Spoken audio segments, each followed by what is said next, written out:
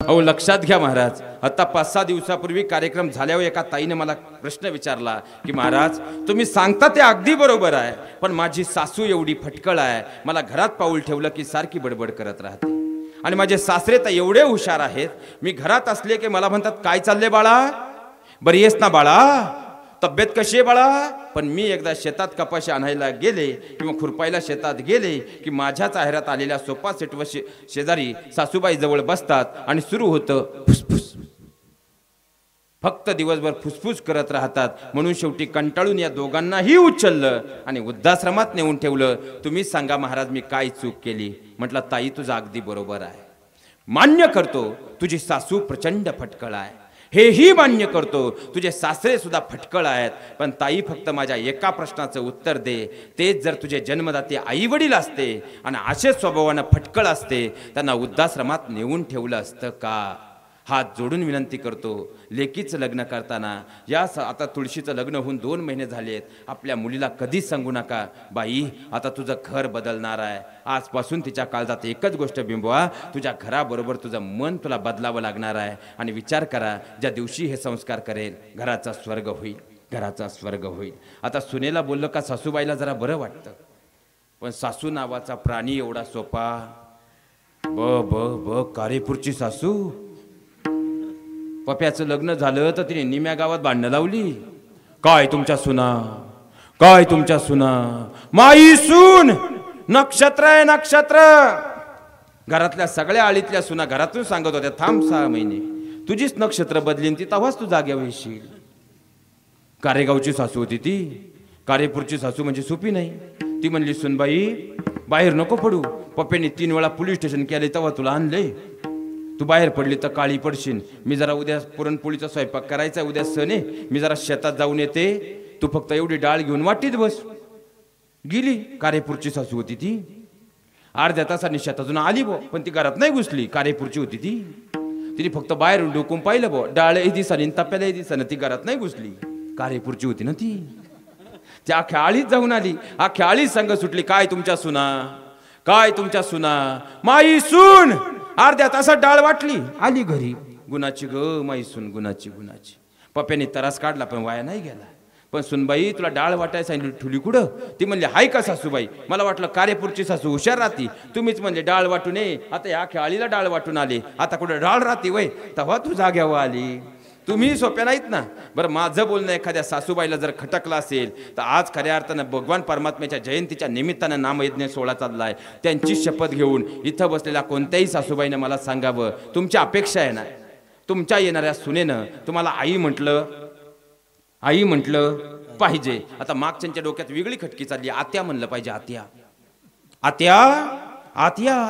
आता आत्या आता आली काळजात बसली म्हणजे आई झाली. मग आमच्या सुनेनं आम्हाला आई म्हटलं पाहिजे. तर आता बसलेल्या कोणत्याही सासूबाईनं मला सांगावं, जर तुमची अपेक्षा आहे तुमच्या येणाऱ्या सुनेनं तुम्हाला आई म्हटलं पाहिजे, तर इथं बसलेल्या कोणत्याही सासूबाईनं भगवान परमात्म्याची शपथ घेऊन मला सांगा, खरंच तुम्ही तुमच्या सुनेला तुमच्या जन्मदात्या मुलीचा दर्जा दिलाय का. आपल्या मुलीला जर गोल चपाती बनवता आली नाही, आपण लाटणं पळपट घेऊन तिला गोल चपाती बनवायला शिकवतो. सुनेकून नकाशा चुकला, आपण तिच्या आईवडिलांचा उद्धार करतो. आपण खरंच तिला आपली मुलगी मानतो का. आपल्या मुलीकडून एखादी चूक झाली, घराचा दरवाजा बंद करून असेल तो विषय घरात मिटून मोकळे होतो. पण सुनेकून थोडीशी चूक झाली, आपण शेजारच्या घरी जाऊन तिच्या नामाचा गजर करतो. आपण खरंच तिला आपली मुलगी मानतो का.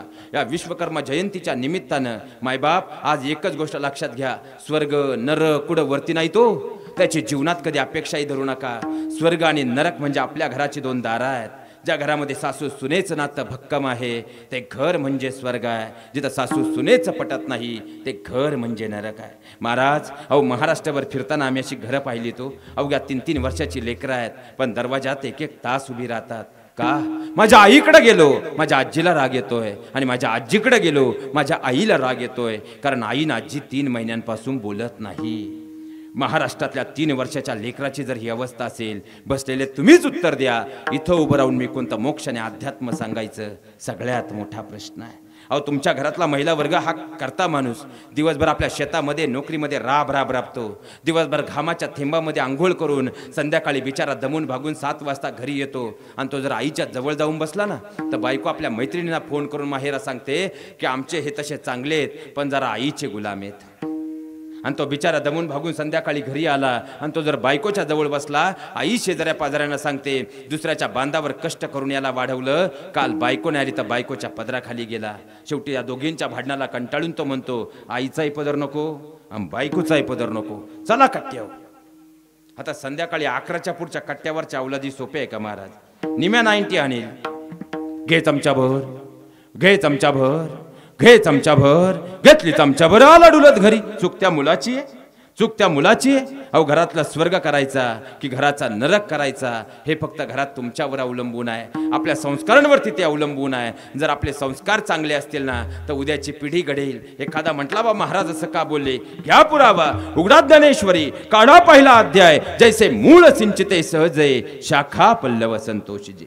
जर मुळाला पाणी घातलं झाडाची पानं फुलं प्रफुल्लित होतात. कुटुंबाच्या मुळाशी संस्कार पेरा, 7 पिढ्या घडल्याशिवाय शुद्ध बीजा पोटी, शुद्ध बीजा पोटी, शुद्ध बीजा पोटी, शुद्ध बीजा पोटी,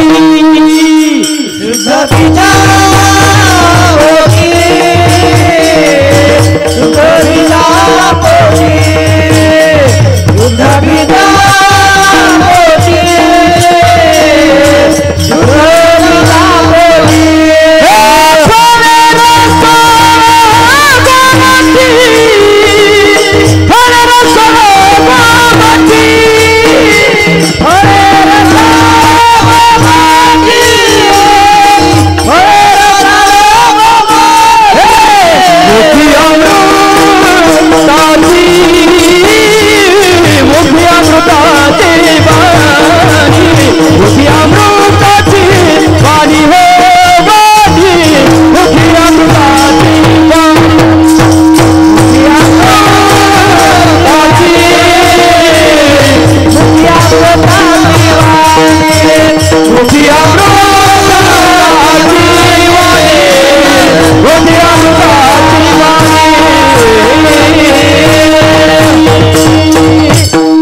लक्षात घ्या मायबाप, जसे घरातले संस्कार असणार आहेत त्या संस्कारांवर तुमची उद्याची पिढी घडणार आहे. बरं जाऊ द्या महाराज, आज तुमच्या गावात आलोय आणि या खऱ्या अर्थानं भगवान परमात्मा विश्वकर्मा जयंतीच्या निमित्तानं आपला हा नामयज्ञ सोहळा आहे.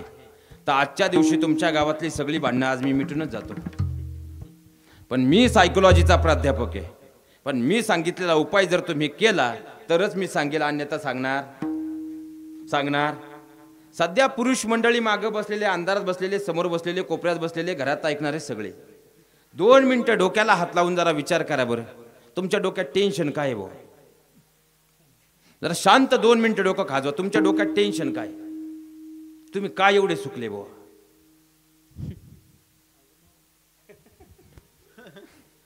असं समजू तुमच्यावर 5 लाख रुपये कर्ज आहे. तुम्ही टेन्शन घ्याल महाराज? तुम्ही टेन्शन घ्या, जरा खरं बोला. टेन्शन घेऊ आपण? नाही आपण दिल्ली का तोंड करू? मागची पुरली नाही, येऊ द्या कर्जमाफी. कर्जाचं टेन्शन ज्याच्या का सातबारा आहे तो कर्जाचं टेन्शन घेत. मग तुमच्या सगळ्या पुरुष मंडळी डोक्यात सध्या टेन्शन काय चालले बो? हे नवीन लग्न ज्यांची 2-3 महिने झाले ते सोडू ना, ते अजून हवेत आहे महाराज. त्यांची गोष्ट शिकली ते ऐकून तिला म्हणतंय काय, तू याशिवाय मी जगू शकत? अजून फक्त 2 वर्ष जाऊ दे. तो एकच म्हणन, सुखानं जगू दे. लय अवघड आहे महाराज, सूत्र दुसरं नाहीच ना. जाऊ द्या पुरुष मंडळी, तुम्ही सांगा तुमच्या डोक्यात खटकी काय बो? सध्या टेन्शन काय का? तुमचे एवढ्या लवकर केस पिकली बो? तुमच्या सगळ्यांच्या डोक्यात फक्त 2च टेन्शन चाललेत. पटलं तपा. पहिलं टेन्शन पोरं आपलं ऐकत, आणि दुसरं टेन्शन बायको आपलं ऐकत नाही. बायको आपलं ऐकत. याच्यापेक्षा वेगळं तिसरं टेन्शन तुमच्या डोक्यात काय? बरं जर 2 मिनिटं डोकं चालवा. आहे का? कुणाच्या असेल तर बोटीवर करा. मग आता मला सांगा, बायको आपला ऐकत नाही, हिच्यावर काय कमी उपाय केले तुम्ही? सगळे लातूरकर मंडळी, उपाय कमी झाले आपल्याकडून, पण फरक पडला. आज तुम्हाला उपाय सांगून जातो, कराल का? कराल का? जे जे करतील त्यांनी टाळी वाजवा एकदा. काय लाभार दुनिया आहे महाराज. अहो इथून काय ओळखणार आहे ती मागून आता तुम्हाला? एवढी दहशत बाबा बा. मला सांग बरं, ज्यांचं बायको ऐकत नाही त्यांनी टाळ्या वाजवा एकदा. बरं ठीक आहे बो, ज्यांचं बायको ऐकती त्यांनी टाळी वाजवा एकदा.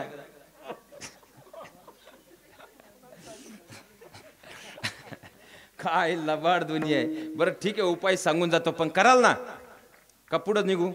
याचा अर्थ तुमची बायको तुमचं ऐकते, मग उपाय सांगायची गरज.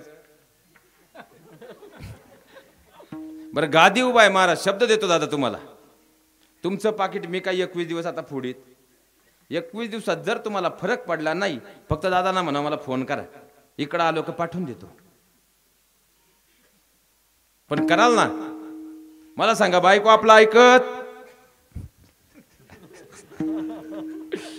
बायको आपला ऐकत नाही? मग एकदा ज्यांची ऐकत नाही त्यांनी टाळी वाजवा. लबाड दुनिया आहे महाराज. बरं जाऊ दे, आता सांगूनच टाकतो. मला सांगा, एवढी दहशत जर तुमच्या वय तर म्हणजे तिचं काही रुबाब साधा असेल का घरात? बा बा बा बा. पिणाऱ्याची सुद्धा घरी जाऊन उतरत असेल. आता मला सांगा, बायको आपला ऐकत नाही, एवढे उपाय केले पण फरक पडला नाही. मग आज एक उपाय सांगून जातो, कराल ना? एका सुरात हा तरी म्हणा, कराल ना? सरळ पायातली चप्पल काढा, म्हणजे जिथं असेल तिथं शोधा, ती पायात घाला आणि घराच्या बाहेर निघा. आणि एक मनाला कानाला खडा लावून एकच मनाशी ठरवा, बायकोचं ऐका. दुसरा उपायच नाही. तुम्ही म्हणाल बरं आहे भो, सगळे म्हणतात बायकोचं ऐकू नका. महाराज तुम्ही उलट सांगा, तर बायकोचं ऐका. मी थोडा उलटाच सांगणार आहे महाराज. फक्त कानाचे पडदे 2 मिनिटं माझ्याकडे द्या. मुलगी जन्माला आली, पाहता पाहता 5 वर्षांची झाली, त्या बापाने तिला शाळेत घातली. मुलगी 15 वर्षाची झाली, त्या बापानं पतपेढीचा कर्ज काढला आणि पोरीला कॉलेजला पाठवली. मुलगी 20 वर्षाची झाली आणि बापाची नजर आपल्या लेकीवर गेली आणि बापाला जाणीव झाली आपली मुलगी उपवर झाली. त्या बापानं पायातला 2 किलोचा धोंडा जिरवला आणि पाहता पाहता आपल्या मुलीसाठी एक चांगला मुलगा पाहिला. 21व्या वर्षी मुलीचं लग्न केलं. अरे जी मुलगी 20 वर्ष आई बापाच्या काळजाचा ठोका होती, जी मुलगी 20 वर्ष आई बापाच्या काळजाचं स्पंदन होती, जी मुलगी 20 वर्ष आईच्या उशीवर डोकं टेकून झोपत होती, तीच मुलगी एका रात्रीत आपल्या जन्मदात्या मायबापाला सोडून जर तुमच्या विश्वासावर तुमच्या घराचं माप ओळंडत असेल, तर ती नवऱ्याचं वाटोळं व्हावं असं कधी चिंतेल का? बायको या शब्दाचा अर्थ सांगतो, कानाचे पडदे उघडे ठेवून ऐका. बा म्हणजे तुमच्या बाजूने भक्कम उभी राहणारी, य म्हणजे येईल त्या परिस्थितीला सामोरी जाणारी, आणि को म्हणजे कोणासाठीच नाही, फक्त आणि फक्त आपल्या नवऱ्यासाठी जी जगते ना, ती म्हणजे बायको. पण या 3ही व्याख्यात जी बसत नाही, तिला बायको ही उपाधी मी देणार. आणि पुरुष मंडळी आणि नवीन लग्न झालेली मंडळी, बायकोचं ऐका म्हणजे बायकोचे नंदीबैल होऊ, नाही तर माकड व्हाल. तुम्ही म्हणाल बरं आहे भाऊ, पाकिट आपलं, जेवण आपलं, हार आपला, आपल्यालाच महाराज माकड म्हणले. मी म्हणतच नाही. एवढा ज्ञानेश्वरी काढा 11वा अध्याय. चित्त आराधी स्त्रियेचे, तेचे न छंदी नाचे, माकड गारुडियाचे होय जैसे. बायकोचा ऐका म्हणजे बायकोचे गुलाम होऊ नका. पण महाराज तिनं दिलेल्या सल्ल्यांवरती मात्र कधी कधी विचार करा. मान्य आहे पुस्तकी ज्ञान तुमच्याकडे अधिक आहे, पण व्यवहार ज्ञान मात्र तिच्याकडे अधिक आहे, हे बसलेल्या प्रत्येकाला मान्य करावंच लागेल. अहो मुलांचा अभ्यास घेताना ती शिक्षण मंत्री होते, घराचं आर्थिक बजेट सांभाळताना ती खऱ्या अर्थानं अर्थमंत्री होते, घरातल्या प्रत्येकाचं मन सांभाळताना ती घराची गृहमंत्री होते. आणि मायबाप जर नवरा अर्ध्यावर डाव मोडून गेला, कुटुंबाची बिचारी एकटी खांद्यावर जबाबदारी घेऊन घराचा गाडा ओढत घराची मुख्यमंत्री सुद्धा होते. बायकोवर विनोद खूप आले हो, विनोदी कविता सुद्धा खूप झाल्या, विनोदी चित्रपट सुद्धा खूप आलेत. पण इथं बसलेल्या कुणाच्याच जीवनाचा आजपर्यंत त्याच्या बायकोनं विनोद होऊ दिला नाही संसारात, हे सुद्धा महत्त्वाचं वाक्य आहे, महत्त्वाचं वाक्य आहे. माझ्या बहिणींना मी फक्त तुमच्या बाजूने नाही बोललो, मी फक्त वस्तुस्थिती मांडली. पण या 10 वर्षात माझ्या बहिणींनो तुम्ही साधा आकार नाही केलात. तुम्ही ज्या घरात गेलात त्या घराला 1 वर्षात भिंत घातलीत. अनेक उदाहरणं आहेत. तुम्ही ज्या घरात गेलात त्या घरात तुमच्या नवऱ्याला त्याच्या बहिणीपासून तोडलं. अनेक उदाहरणं आहेत. तुम्ही ज्या घरात गेलात त्या घरात तुमच्या नवऱ्याला त्याच्या भावापासून स्वतःच्या स्वार्थासाठी दूर केलं. अनेक उदाहरणं आहेत. आणि तुम्ही ज्या घरात गेलात त्या घरात तुमच्या नवऱ्याला अवघ्या 1.5 वर्षात त्याच्या मायबापापासून दूर केलं. अनेक उदाहरणं आहेत. माझ्या बहिणीनं तुम्हाला वाटतं ना, तुमचा सुद्धा मनात एकच प्रश्न आहे, फक्त तुम्ही कधी बोलून दाखवला नाही किंवा घरात कधी सांगितलं नाही, पण तुमच्या सुद्धा मनात एकच सल आहे. जर तुम्ही घरी गेलात ना आणि मैत्रिणीला फोन झाला तर अर्धा तास फोन एकाच विषयावर आहे. आपला नवरा त्याच्या आईवडिलांना जेवढं काळजात ठेवतो तेवढं आपल्याला काळजात ठेवत नाही. एवढंच तुमच्या मनात दुःख आहे. पण ह्या बिचाऱ्यानं तुम्हाला आजपर्यंत कधीच बोलून दाखवलं नाही, आजपर्यंत कधीच सांगितलं नाही. पण त्याच्या काळजात तुमच्या अगोदर ज्या आईनं दुसऱ्याच्या बांधावर 200 रुपयानं काम करून त्याला वाढवलं आणि ज्या बापानं रात्रीचा दिवस आणि दिवसाची रात्र करून त्याला घडवलं, त्या आई बाप त्याच्या काळजात आहेत. माझ्या बहिणीनं तुम्हाला वाटतं ना तुमच्या नवऱ्यानं तुम्हाला काळजात ठेवावं, आजच्या दिवशी फक्त एकच गोष्टीची शपथ घ्या, त्याच्या काळजात असणाऱ्या त्याच्या मायबापाची म्हणजे तुमच्या सासऱ्याची सेवा करा. तो तुम्हाला काळजात ठेवल्याशिवाय राहणार नाही. काळजात ठेवल्याशिवाय राहणार नाही. फक्त आजच्या दिवशी 4 गोष्टी करा. पहिली गोष्ट, आज खऱ्या अर्थानं तुमच्या भावानं जर तुम्हाला फोन करून सांगितलं आजपासून तुमचं माझं नातं संपलं, तुम्हाला दुःख होईल की आनंद? दुःख. म्हणजे ज्यानं खऱ्या अर्थानं तो लहान होता ना त्याच्या छोट्या बहिणीच्या हातात खऱ्या अर्थानं चॉकलेट देत होता आणि सांगत होता तुझ्यासाठी चॉकलेट आणलंय ग. ती बहीण सुद्धा ते चॉकलेट खात नव्हती. दुसऱ्या दिवशी परत आपल्या दादाला देत होती आणि सांगत होती मी चॉकलेट आणलंय, हे घे. त्या बहिणीला तुम्ही रक्षाबंधन आणि भाऊबीजे दिवाळीला यायचं कमी केलं. मला सांगा, उद्या तुमच्या जर भावानं तुम्हाला दूर केलं, तुम्हाला दुःख होतो, मग त्याला आनंद होत असेल? दुसरी गोष्ट, तुम्हाला कितीही पाहुणे रावळे असू द्यात, कितीही भाऊबंद असू द्यात, पण त्याच्या भावाची आणि त्याची जमिनीवरून कोर्टात केस चालू आहे. त्याचा भाऊ आणि तो एकमेकांना रस्त्यात भेटले तरी शिव्या देतात. पण जर तुमच्या कुटुंबावर रात्रीच्या 12 वाजता कोणती अचानक वेळ आली ना, तुम्हाला कितीही पाहुणे रावळे असू द्या, पण पहिल्यांदा जो धावत येईल तो त्याचा सक्का भाऊ असेल. 2 भावांमध्ये कधी घरात भिंत घालू नका. तिसरी महत्त्वाची गोष्ट, त्याच्या मायबापापासून त्याला कधी दूर करू नका. आणि चौथी महत्त्वाची गोष्ट, खऱ्या अर्थानं त्याच्या आर्थिक परिस्थितीवरून त्याला जीवनात कधी टोचून बोलू नका.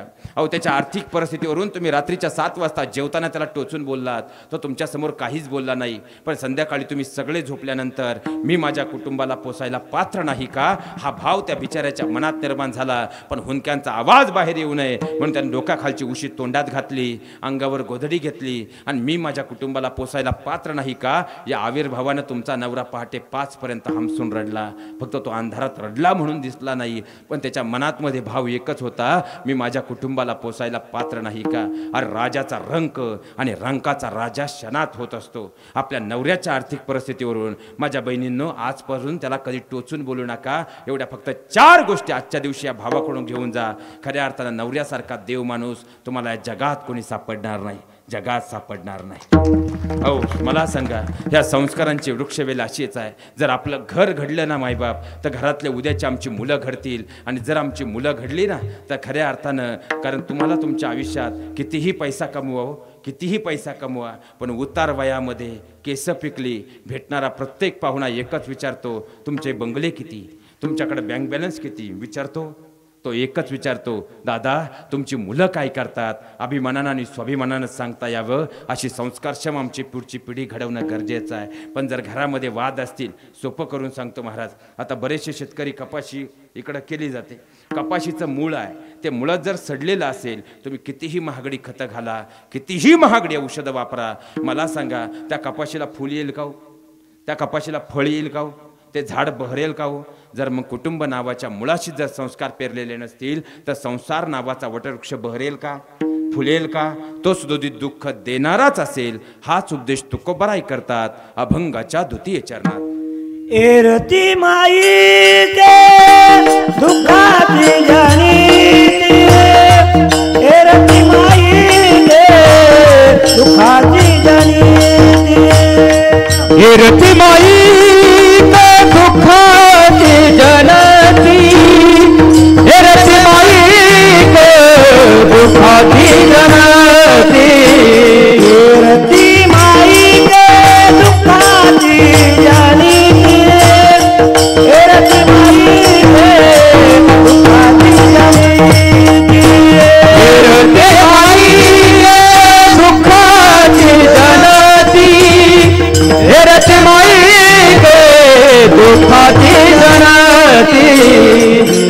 आद्यांती आवसाने नाही आद्यांती आवसाने एरती माईने दुःखाची जनिते एरती माईने दुःखाची जनिते एरती माईने दुःखाची जनिते एरती माईने दुःखाची जनिते नाही आद्यांती आवसाने नाही आद्यांती आवसाने एरती माईक दुःखाची जनती एरती माईक दुःखाची जनते एरती माईक दुःखाची जनती एरती माईक दुःखाची